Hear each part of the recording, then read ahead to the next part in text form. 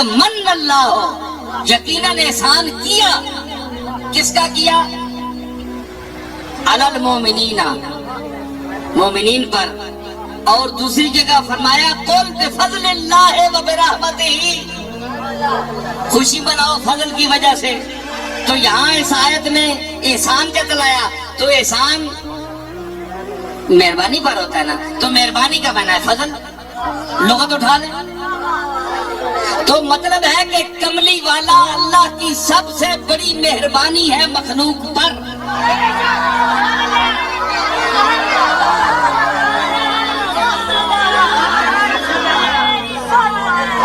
سب سے بڑی مہربانی ہے مخلوق پر اللہ کی کملی والے کا بھیجنا.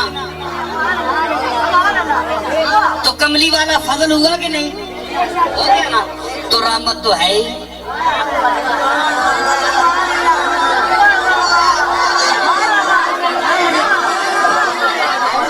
یہ صرف فاضل بریلوی نے نہیں کہہ دیا تھا کہ مصطفیٰ جانے رحمت پہ لاکھوں سلام، بلکہ کملی والے کا ذکر جب فاضل بریلوی نے قرآن میں دیکھا وما ارسلناک الا رحمتا للعالمین، تو اس رحمت کا ذکر کیا اپنے شعر میں.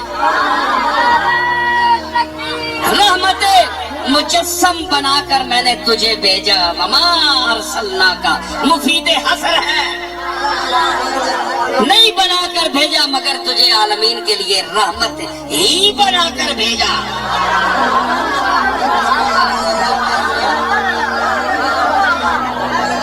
اچھا، رحمت تو منصوص ہے، آپ کا نام، آپ کا صفاتی نام رحمت منصوص ہے قرآن مجید. آپ رحمت بھی ہوئے. فضل میں نے یوں ثابت کر دیا، فضل کا معنی مہربانی. تو اگر مہربانی نہیں ہے تو اللہ نے کس مہربانی پر احسان جتلایا ہے؟ لقد من اللہ علی المومنین.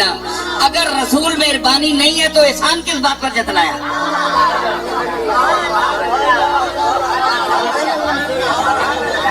بلال شاہ صاحب غور فرما رہے ہو کہ اگر کملی والا اللہ کا فضل نہیں ہے، مہربانی نہیں ہے، کرم نہیں ہے، تو اللہ نے احسان کس بات کا جتلایا؟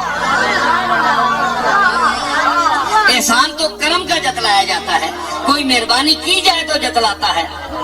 تو مطلب ہے کہ کملی والا مہربانی ہے اللہ کی، اور مہربانی کا عربی میں لفظ فضل ہے. تو اس انداز سے کیا ہوا؟ قول بفضل اللہ ہے، کملی والے انہی سے تم کہہ دو بفضل اللہ ہے و برحمت ہی، اللہ کے فضل. تو کملی والا فضل ثابت ہو گیا کہ نہیں؟ کیا میں نے کہ نہیں؟ و برحمت ہی وما ارسلناک الا رحمتا للعالمین، کملی والا فضل بھی ہے، رحمت بھی ہے.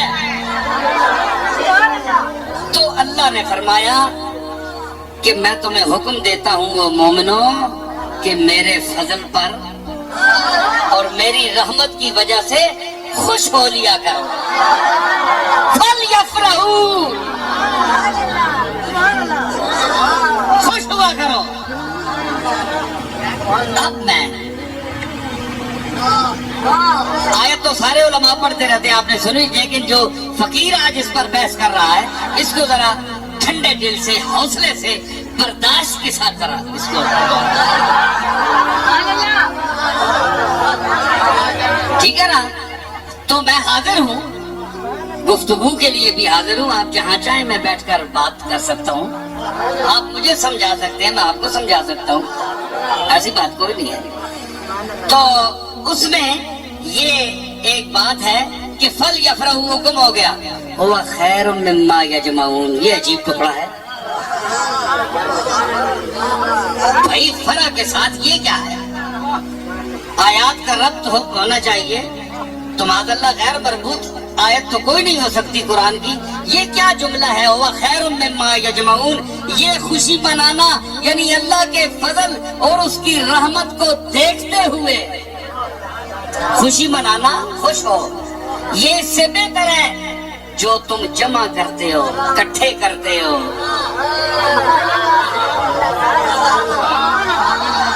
مطلب ہے کہ جمع نہ کیا کرو، خوشی پر خرچ بھی کچھ کیا کرو.